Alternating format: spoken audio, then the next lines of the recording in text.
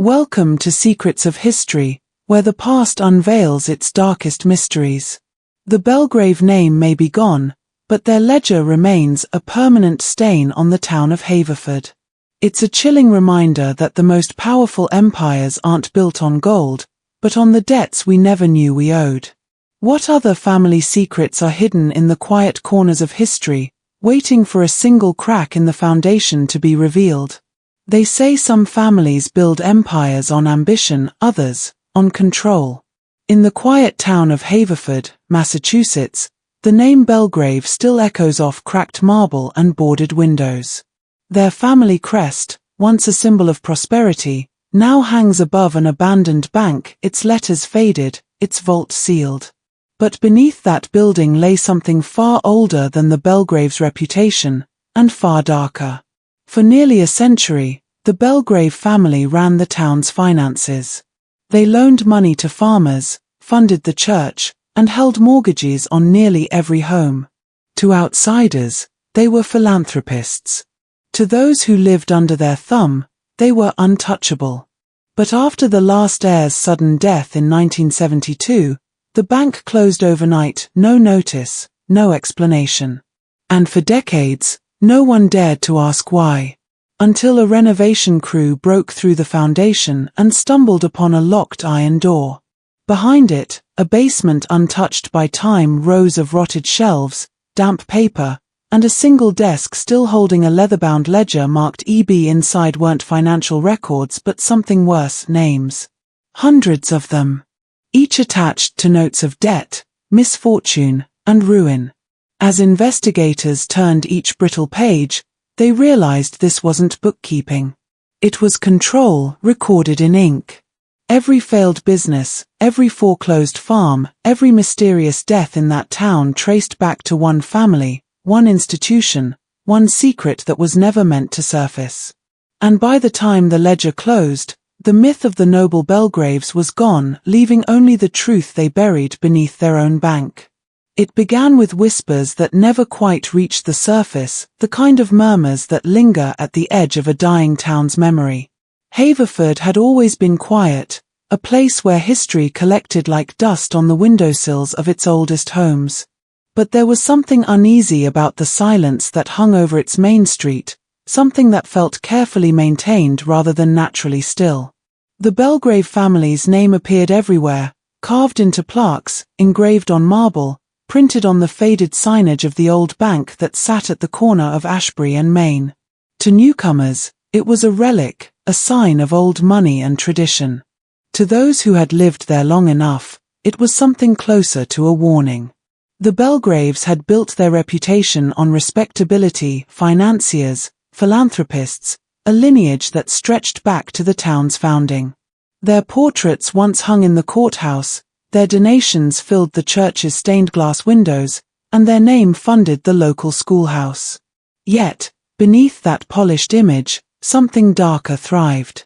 People said you could feel it when you stood near the bank, that chill, that instinctive unease that no amount of sunlight could warm away. The air around the Belgrave Bank seemed to hum with a quiet authority, as though it still remembered every debt ever made, every favor ever owed. For decades, the Belgraves didn't need to demand power, it was given to them willingly. The town owed its progress to their generosity, and its fear to their reach. No major decision happened without a Belgrave's approval, and no man defied them without consequence. Loans were extended to the desperate, then quietly withdrawn at the first sign of independence. Land was bought at auction for a fraction of its worth, and families that once thrived found themselves packing their lives into wagons overnight. Still, no one spoke against them, because everyone in some way owed them something. By the time the 20th century turned, the Belgraves were less a family and more an institution. They didn't just control money, they controlled the rhythm of life itself. Every paycheck, every mortgage, every whispered prayer in Haverford passed through their hands.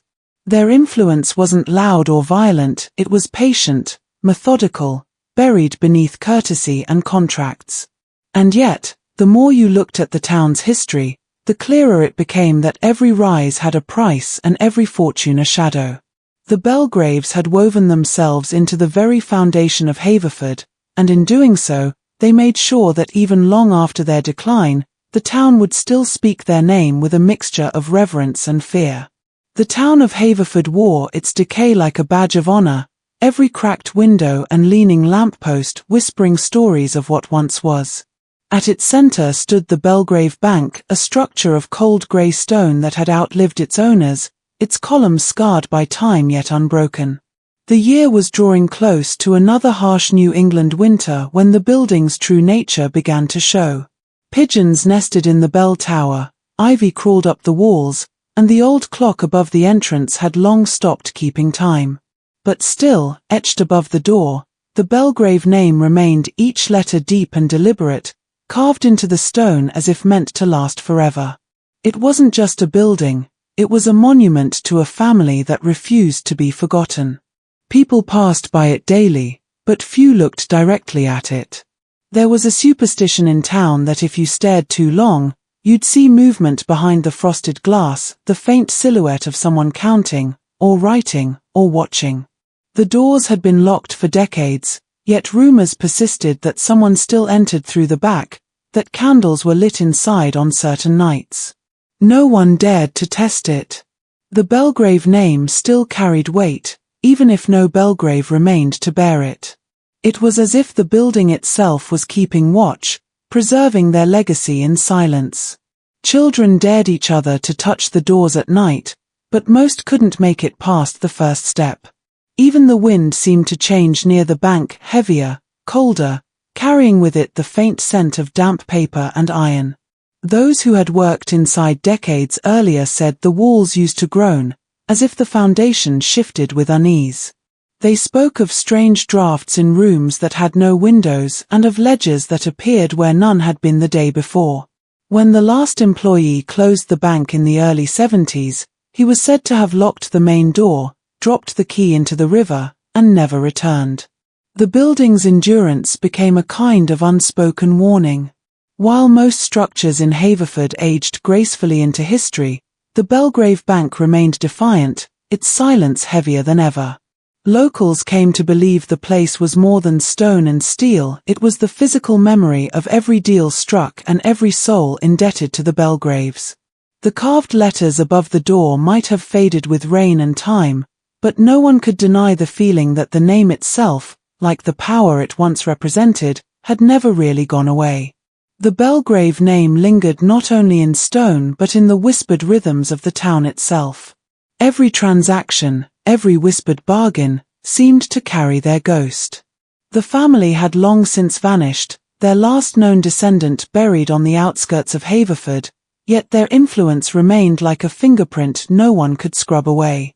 People still used the phrase Belgrave luck to describe misfortune, an old habit born from generations who had watched the family rise and others fall beneath them.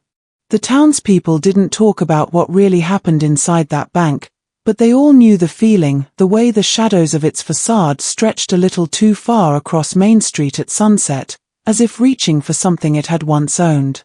The building's very presence carried the weight of memory. Its double doors, sealed shut since the closure, had become more than wood and brass, they were thresholds to unanswered questions. The curtains behind the windows were still drawn tight, the interior dark and unmoving, yet sometimes locals swore they saw a faint glow inside, the flicker of candlelight or the reflection of something metallic deep within. Most dismissed it as imagination, tricks of the fading light, but some swore the bank was not empty. They said the Belgraves never truly left. That even death could not loosen their grip on what they had built. There were those who remembered the day the doors finally closed. It had been sudden, without announcement. The employees were told not to return, and the town simply woke up one morning to find the great Belgrave Bank locked from the inside. Rumors spread faster than truth ever could. Some said federal investigators had intervened, others that the last heir had uncovered something too terrible to reveal. A few claimed they saw carriages arrive in the middle of the night, their cargo loaded with boxes that were never accounted for. What was certain was that, From that day on, no one was seen entering or leaving the bank. Over time, curiosity turned to avoidance. The building became part of the landscape, ignored by those who had learned to live beside its presence. But even decades later, the Belgrave Bank continued to loom over the heart of Haverford like a monument to unfinished business. The windows, once polished to a shine, now reflected nothing but grey sky. The steps leading up to its doors had begun to crack, yet the foundation remained unyielding, almost alive. It was as though the building itself resisted decay, determined to guard the secrets sealed beneath it, the kind of secrets that would later come to light in a basement that had been waiting for discovery all along. The Belgrave's power wasn't spoken of in the open, it was woven into the town's daily rhythm, subtle but suffocating.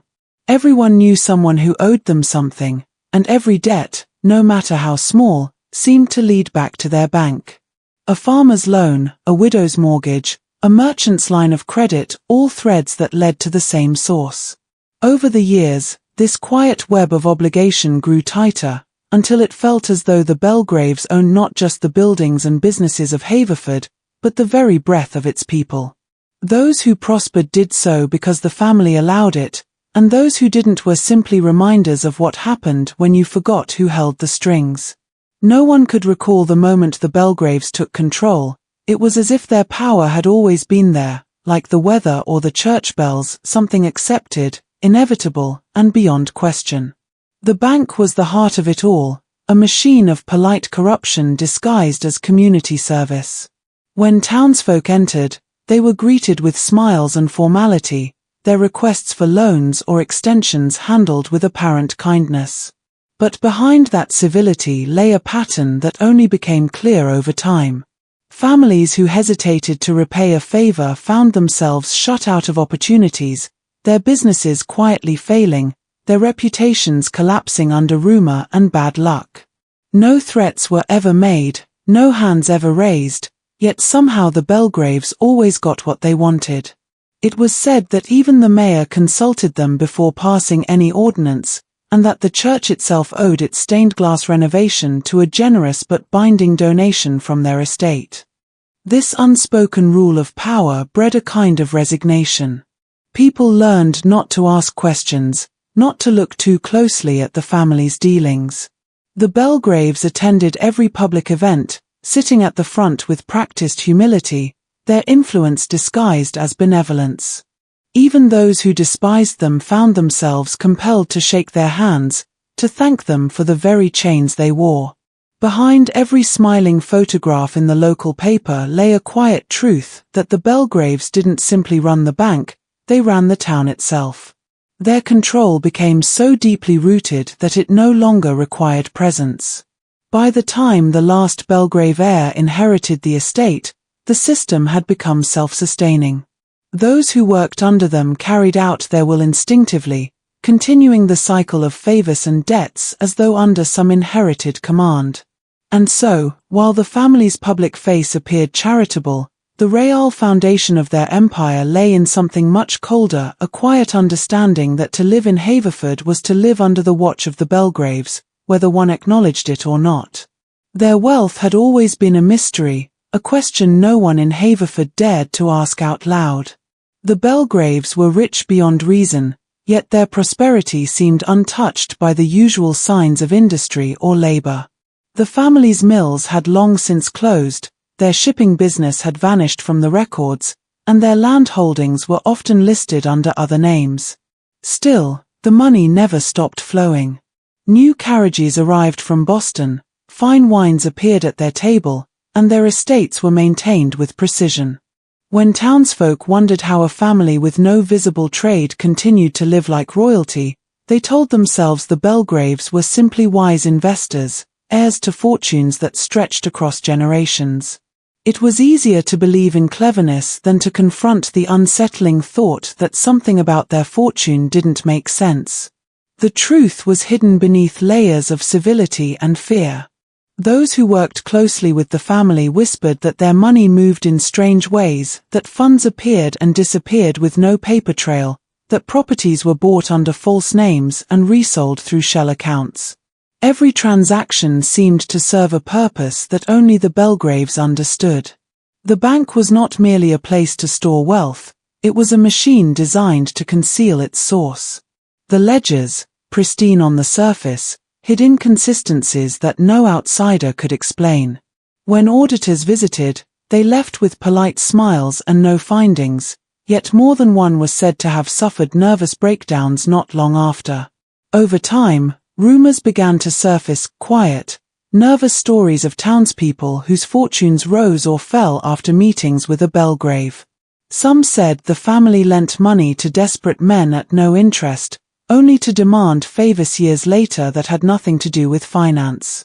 Others claimed the Belgraves owned the debts of half the region, controlling the fates of farmers, shopkeepers, even judges, through a network of quiet obligation. The strangest part was how invisible it all seemed. No written record tied the family to these transactions, yet everyone knew who was behind them. The wealth gave the Belgraves something more intoxicating than luxury, it gave them power without accountability.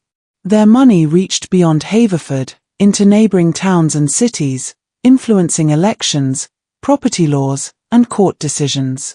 And yet, not one of them ever appeared in the public eye as anything more than a philanthropist or a banker. They moved through society like ghosts in fine clothing, their riches both a mask and a weapon. To the people of Haverford, it became an unspoken truth that the Belgraves' fortune was not earned in daylight, but built in shadows, the kind that stretched longer with every year their bank remained standing. The Belgraves' reach did not end with their fortune, it seeped into the fabric of Haverford's institutions until the line between public service and private command no longer existed. They didn't need to sit in government offices to make decisions, the people who did were already in their pocket. It started with simple gestures, generous donations to the local council or sponsorships for town projects. But each act of charity carried an invisible clause. A Belgrave contribution meant loyalty was expected, and those who accepted their aid often found themselves unable to refuse later requests. Over time, the town's leaders stopped waiting for instructions, they began to anticipate what the Belgraves would want and acted accordingly. It was control without confrontation, influence disguised as civic duty. The school board received their funding through a Belgrave trust, ensuring that generations of children learned from textbooks printed by companies the family quietly owned. The police department's headquarters had been constructed on land purchased from a Belgrave cousin, and every officer knew which houses not to disturb after dark. Even the church owed its gleaming renovation to the family, the pastor's sermons growing noticeably gentler whenever the Belgraves attended service. It was as though the town itself had been built upon an unspoken pact, prosperity in exchange for obedience.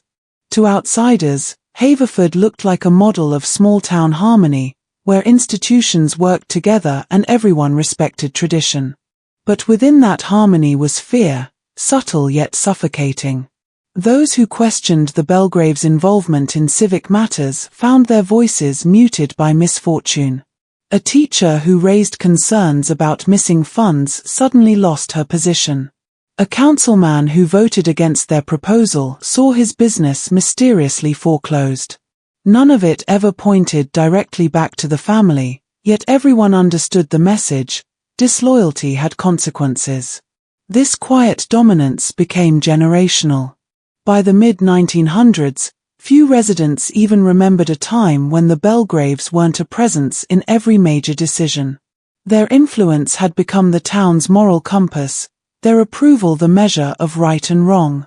To live in Haverford was to navigate an invisible web of allegiance, where even the most mundane choices, who to hire, what to buy, where to worship, were shaded by the family's unseen hand. And because the Belgraves never flaunted their power, it was all the more effective. People convinced themselves they were acting freely, unaware that their independence had been replaced long ago by the quiet certainty that every road, every office, every opportunity led back to the Belgrave name. When the last of the Belgrave heirs died, it was as though time itself hesitated. The announcement came quietly, a brief obituary in the local paper that most people assumed was a misprint. Few in Haverford had seen the heir in years, and even fewer could recall what business still tied the family to the town. Yet, almost immediately after the funeral, something shifted. The bank, the towering monument of their power, closed its doors without notice. The staff arrived one morning to find locks changed and notices posted, the Belgrave crest still hanging proudly above the entrance, its meaning hollow now. There was no public statement, no sale, no successor. It was as if the Belgrave presence had been deliberately erased overnight. The closure left the town in uneasy silence. Accounts vanished without explanation, records disappeared, and depositors who sought answers were met with blank stares from officials who claimed to know nothing. For a community that had lived under the family's control for generations, the sudden absence felt unnatural. It was not liberation but confusion, a vacuum where power once resided. The courthouse received letters from creditors that went unanswered, and government offices discovered that many of their own financial documents had been managed by the Belgrave Bank. Without their involvement, the town's entire system began to unravel. Rumors multiplied like mold.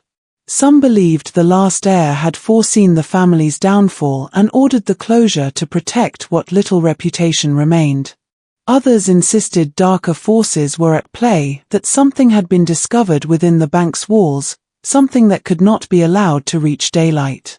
Old employees whispered of midnight meetings in the weeks before the death, of documents burned in the furnace room, and of strange men seen entering through the rear doors carrying sealed crates. There were even claims that the heir's death itself had been staged, that the casket buried in the family plot held something other than a body. Haverford's residents didn't know whether to mourn the end of an era or fear what might come next. The Belgraves had always been the invisible thread holding the town together, for better or worse, and now that thread had snapped. In their absence, the once predictable balance of life began to tilt. Businesses that relied on the family's backing collapsed, properties went into dispute, and those who had prospered under their shadow suddenly found themselves adrift. The locked bank became a symbol of everything unresolved, a sealed tomb of secrets that seemed to guard itself. People avoided walking near it, crossing the street instead, as if the building might still recognize those who had once served it. Years after the bank's abrupt closure, the building stood like a mausoleum at the center of town, its once polished doors warped by weather and silence. For decades, no one had dared to enter, not even the curious teenagers who tested every abandoned place in Haverford.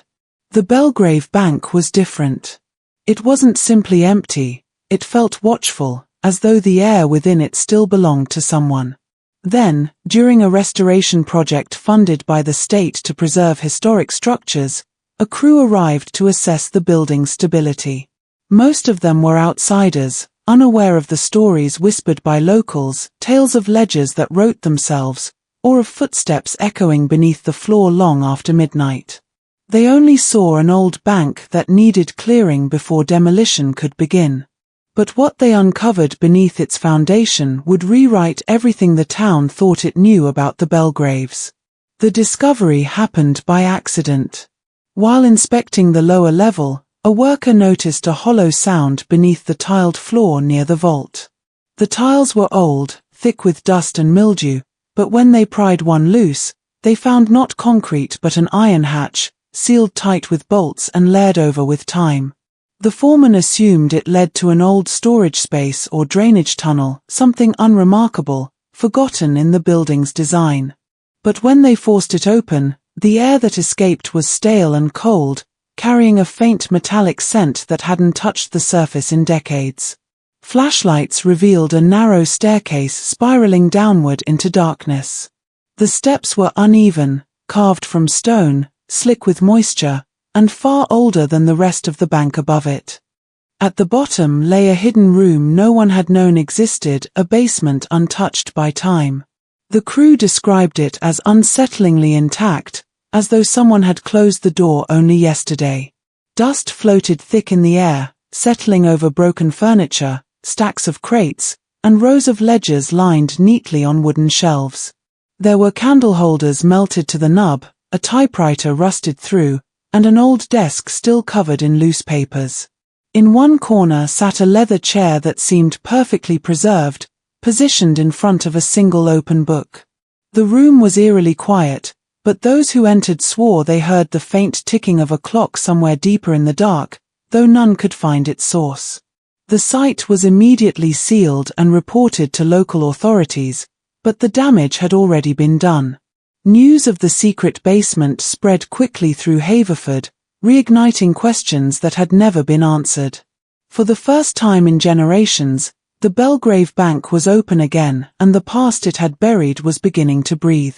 The air inside the hidden basement was thick with age, the kind of damp stillness that seemed to swallow sound. Dust coated everything, muting even the footsteps of those who entered. It was a space untouched by light, preserved as if sealed away intentionally, not abandoned by accident.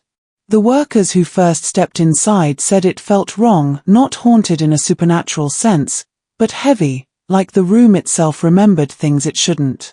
The scent of mold mixed with something sharper, metallic, like rust or dried ink. Time had stopped here. On every wall, rows of shelves sagged under the weight of forgotten ledgers, papers curled at the edges, some ink faded to brown. Each spine bore a year and an initial, methodically marked as though someone had intended to catalogue every piece of Haverford's history. The floor was uneven, littered with fragments of wood and what looked like wax from long-melted candles. On a far shelf, beneath a coating of grime, sat glass jars filled with black residue, their labels dissolved to nothing. Whoever worked here had done so in complete secrecy. There were no signs of ventilation, no fresh air, no window to the outside world. The deeper they explored, the clearer it became that this basement wasn't meant for public access. It was a vault, not for money, but for memory. Amid the decay, one thing stood out. On a central table, beneath a layer of dust thick enough to soften its edges, lay a single ledger different from the rest. Its cover was black leather, uncracked despite the humidity, the initials *EB. Pressed into the front in faded gold. The pages within were brittle yet remarkably legible, the handwriting neat, deliberate, almost beautiful in its precision. At first glance, it appeared to be a record of transactions, columns of numbers, dates, and names, but the further one read, the less it resembled bookkeeping and the more it felt like a diary of control. The same names repeated across decades, accompanied by cryptic annotations, *adjusted, secured, transferred. It was clear the Belgraves had used this place not just to manage finances but to monitor lives. Each line hinted at influence exerted quietly over generations, loans called in at strategic moments, inheritances redirected, fortunes created or destroyed at a whim. The bank above had been the visible symbol of their authority, but this basement was its heart, the unseen engine that powered their dominance. Everything about the room suggested intent. It wasn't just a forgotten archive. It was a confession carved in ink and dust, waiting for the wrong hands to find it after too many years of silence. The ledger discovered in the Belgrave Bank's basement was not just a record of transactions, it was a confession written in ink. Every line, every number, every faded signature hinted at a hidden empire built on manipulation, blackmail, and control. It revealed that the Belgrave family had used their financial institution not merely to manage wealth but to dictate the economic pulse of an entire town. Decades of generous loans to businesses, local politicians, and even churches came with invisible strings attached. The ledger chronicled secret deals disguised as investments, money funneled through shell accounts, repayments waived for favors rendered, and mysterious withdrawals just before major elections or land purchases. What appeared to be ordinary accounting turned out to be the architecture of a silent monopoly, one that reached far beyond the vault's iron doors. Some of the entries were accompanied by initials rather than full names, as if the writer feared exposure even in private documentation. The most chilling aspect was how meticulous the records were. It wasn't chaos or coincidence. It was methodical. Every transaction aligned with a historical event that benefited the Belgrave legacy. When a rival banker suddenly went bankrupt, the ledger recorded a strategic liquidation. When the town council approved new zoning laws that favored Belgrave-owned property, there was a community investment disbursement. Even the construction of the town's orphanage had a ledger entry beside it, a seemingly charitable donation, but the amount matched the disappearance of an entire family's inheritance that same year. The deeper investigators went, the more the ledger transformed from financial record to moral indictment. It told a story of how power had been laundered, not just money. The Belgraves understood that control didn't require violence, only leverage. By making the community dependent on their funds, they made themselves untouchable. Those who owed them money owed them silence too. The ledger's final pages were written in a different hand, shakier and less formal, almost like a confession or warning. It mentioned names of people who had asked too many questions and whose debts were settled permanently. These cryptic notes blurred the line between bookkeeping and threat. When the ledger surfaced, it didn't just shatter the Belgrave reputation, it dismantled the illusion that their wealth had ever been clean. The community that once revered them as benefactors began to see them for what they truly were, architects of manipulation disguised as financial guardians. The basement ledger became the evidence of how one family's ambition had rewritten the town's destiny, line by line, dollar by dollar. When the ledger was finally analyzed by forensic accountants, it revealed something far more sinister than embezzlement or fraud. It was proof of a generational conspiracy. The records stretched back almost a century, far beyond the lifespan of any current Belgrave. Each decade showed the same patterns: deliberate loan defaults, phantom transactions, and funds funneled through offshore accounts that didn't exist until years later. This wasn't the work of a single corrupt banker. It was a carefully maintained system passed down like an heirloom. The handwriting changed, the ink faded, but the methods remained eerily consistent, suggesting that each generation had been taught how to keep the machine running. It became clear that the Belgraves didn't just control the bank, they controlled the very idea of debt and trust within their community. Investigators discovered that some of the earliest entries in the ledger coincided with moments of sudden prosperity for the family, right after town-wide financial crises. The Belgraves seemed to anticipate economic downturns before they happened, swooping in to buy up properties, businesses, and farmland for a fraction of their worth. The ledger's notes hinted at insider information, but there was no external source that could explain such precision. That raised darker suspicions. Had the Belgraves orchestrated the very collapses that made them rich? The idea wasn't far-fetched.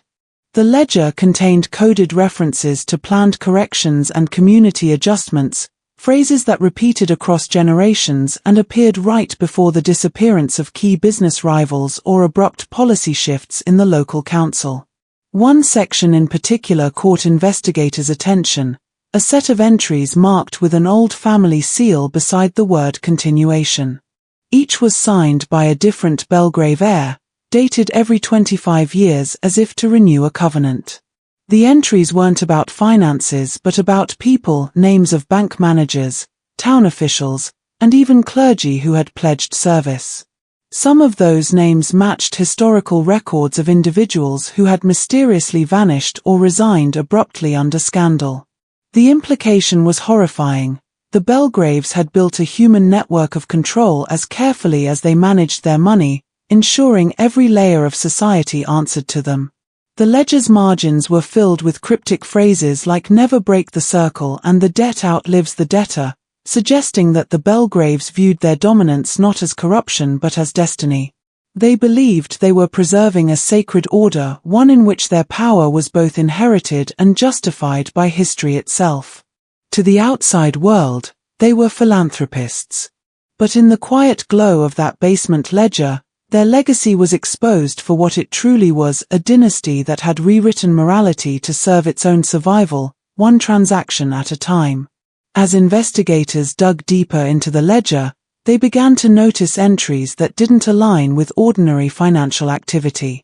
Scrawled between loan records and deposit summaries were notations written in an archaic form of shorthand, indecipherable to most analysts.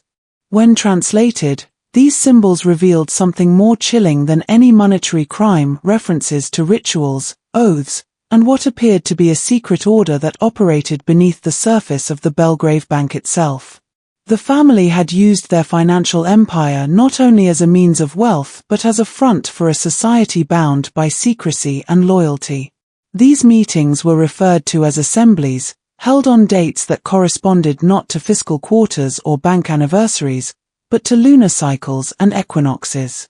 It became clear that the Belgraves believed their prosperity wasn't merely the result of cunning economics, but of something much older and more deliberate, a pact maintained through generations. The deeper the researchers went, the more the lines between business and ritual blurred. Invoices for architectural repairs matched construction done beneath the bank's foundation, a space that had been sealed for decades.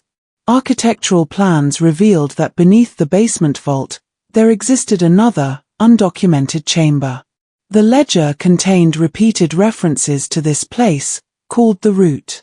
It was here that the earliest Belgraves were said to have met with associates, a term used so ambiguously that it sparked speculation: were these associates business partners, or something more sinister? Several entries noted offerings made in recognition of continued favor, written in a tone that suggested devotion rather than mere gratitude.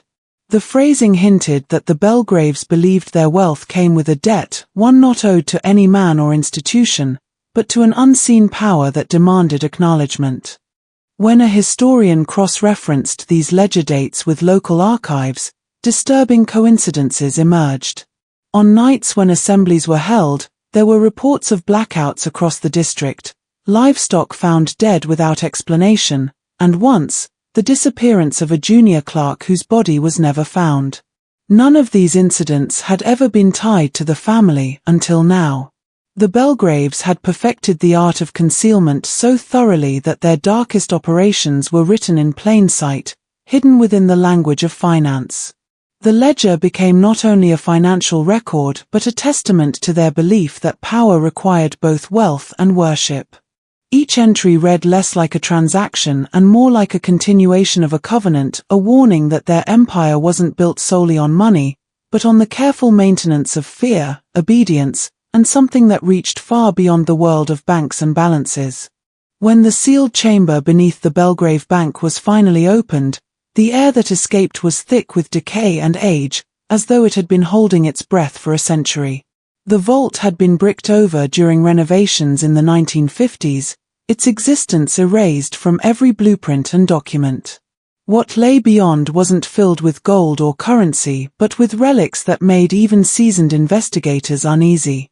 Dozens of ledgers, older than the one discovered in the basement, were stacked neatly on iron shelves, their leather bindings marked with the same family crest. The pages were brittle and blackened with mold, yet the writing inside was remarkably intact. Unlike the main ledger, which chronicled financial dealings, these earlier books contained personal records not of clients, but of people. Names, dates of birth, and cryptic notes were organized with obsessive precision. Many of the names belonged to families who had once lived in the town but had mysteriously disappeared or gone bankrupt generations ago. As researchers combed through the pages, they realized that these individuals were not random entries. Each person seemed to have been tied to a specific transaction, but the values were not monetary. Instead, the records listed items like favor returned, balance settled, or service concluded. It became clear that the Belgraves' power extended beyond economics. They had been keeping track of people as if they were assets, marking their lives and fates as part of a greater account. The notion that lives could be balanced like books horrified investigators, yet it perfectly mirrored the family's cold and mechanical view of the world. They didn't just manage wealth, they managed destiny, treating the misfortunes of others as necessary sacrifices to sustain their fortune. Hidden among the stacks was a smaller, locked chest. Inside were bundles of aged letters written in trembling handwriting, addressed to various members of the Belgrave family. Most began with pleas, requests for mercy, repayment, or forgiveness, followed by entries noting that the debt remains. Some of these letters came from widows, desperate farmers, even former bank employees. Yet not one showed evidence of being answered. The Belgraves had kept every appeal as if preserving a reminder of their dominion. One chilling discovery stood out, a letter from 1891 signed by a Reverend Alcott, warning the family that no pact bound by blood can escape its reckoning. Scrawled beside it, in the same ink that filled the ledgers, was a reply: "The reckoning is ours to command." The chamber was no longer just a financial archive, it was a mausoleum of control, where every entry, every note, was a quiet confession that the Belgraves had traded conscience for continuity. When news of the hidden chamber leaked to the public, the Belgrave name, once spoken with reverence, began to draw whispers of fear and disgust.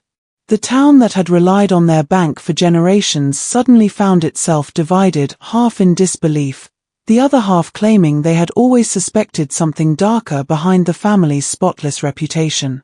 The local press ran sensational headlines, but it was the photographs that ignited outrage, images of the ledgers, the mold-eaten shelves, and the eerie precision of those recorded names.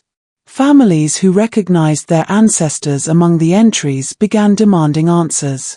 Lawsuits were filed, historical societies petitioned for an official investigation, and rumors spread that the bank's vaults still held documents linking the Belgraves to the disappearances that had haunted the town for over a century. What had once been a symbol of stability now stood as the epicenter of scandal, a decaying monument to greed masquerading as legacy. The surviving members of the Belgrave family issued public statements of denial, claiming the documents were fabrications or the misguided records of an overzealous ancestor. But those excuses began to unravel when handwriting experts verified that the signatures spanned multiple generations, confirming authenticity. Forensic analysis of the paper and ink revealed a timeline stretching back to the 1800s, making it impossible to dismiss as recent forgery. The revelations struck at the heart of the community's history, challenging everything they had believed about their town's prosperity. Even the mayor, whose own campaign had been funded by Belgrave donations, found himself cornered under public scrutiny. The family's wealth had touched nearly every corner of civic life: schools, churches, hospitals, and now each of those connections carried the taint of complicity. Inside the bank itself, employees began resigning in waves. Some claimed to have seen strange activities after hours, lights flickering in sealed corridors, faint sounds from beneath the basement. The building, once a proud landmark, became shunned, its doors locked behind police tape and its grand facade crumbling under graffiti that read "Blood Money" and "The Ledger Lives." Locals spoke of an unease that lingered around the site, as though the walls themselves carried the weight of the family's sins. The town's economy, long dependent on the Belgraves, began to wither as clients withdrew their savings and investors pulled out. What had begun as a scandal was becoming a collapse, not just of a dynasty, but of the very system that had allowed their corruption to thrive in plain sight, unchallenged for generations. The scandal surrounding the Belgrave family deepened when the state archives released declassified correspondence between early government officials and the Belgrave patriarch, Elias Belgrave. These letters, kept hidden for over a century, revealed how the family had leveraged their bank to manipulate regional politics during the Reconstruction era. In exchange for favorable loan terms and financial backing, politicians granted the Belgraves exclusive rights to manage public funds and municipal bonds. This discovery explained how the family had secured near-total control over the town's economy not through open competition, but through quiet coercion and calculated alliances. The correspondence exposed a pattern of influence that reached far beyond the local community, suggesting the Belgraves had been instrumental in shaping laws that protected their interests while keeping others indebted. It was not just a family empire, it was an economic monarchy, sustained by manipulation and fear disguised as philanthropy. What made the revelation even more disturbing was the tone of the letters themselves. Elias Belgrave wrote with chilling detachment, referring to entire neighborhoods as collateral sectors and human lives as variables of liquidity. He treated financial despair as a predictable outcome, a tool to maintain control. The letters documented deliberate acts of economic sabotage, funding competing businesses only to orchestrate their collapse, forcing their owners to sell out cheaply, and then absorbing the remnants under the Belgrave banner. This strategy created a cycle where every failure ultimately benefited the family, transforming the town into a closed system where wealth always returned to its source. The correspondence also hinted at a secret committee known as the Hold, composed of local elites who met privately at the Belgrave estate to ensure continued dominance over trade, labor, and property. For historians, this discovery reframed the family's legacy entirely. The Belgraves were no longer just a wealthy banking dynasty but architects of an invisible economy that thrived on human dependence. Even their charitable acts, donations to schools, churches, and hospitals appeared strategic, ensuring gratitude in public while deepening loyalty in private. The letters ended abruptly in 1903, coinciding with Elias's death, but the system he created lived on through his descendants, woven so tightly into the town's structure that removing it was like cutting through bone. The exposure of this correspondence didn't just tarnish the Belgrave name, it shattered the illusion of moral capitalism that had protected them for generations, revealing how power, once rooted in corruption, could disguise itself as progress for over 100 years. As investigators pieced together the Belgrave family's web of influence, attention turned toward the mansion that had been the family's seat of power for nearly 2 centuries. Perched on the hill above the old district, the Belgrave estate had always been a symbol of wealth and permanence, its wrought iron gates and marble facade visible from almost every street in town. But behind that grandeur, rumors had long circulated about what went on inside its walls. Servants who once worked there spoke of rooms that were always kept locked, of late-night gatherings when the estate glowed with candlelight even after the family had supposedly retired. When the authorities finally obtained permission to search the property, what they found suggested that the house itself had been built as a physical extension of the family's ideology of control. Hidden corridors connected the study to the cellar, and beneath the library, investigators uncovered a concealed chamber remarkably similar to the one beneath the bank. The chamber beneath the estate was smaller but far more personal. Inside were portraits not just of the Belgrave ancestors, but of townspeople whose names also appeared in the ledgers. Each painting had been defaced in a peculiar way, the eyes were blackened, the signatures scratched out, and beneath every frame was a date that corresponded to a death or disappearance in the family's financial records. At the center of the room stood a large oak table carved with the Belgrave crest, surrounded by 6 chairs of different styles, as though each had belonged to a different era.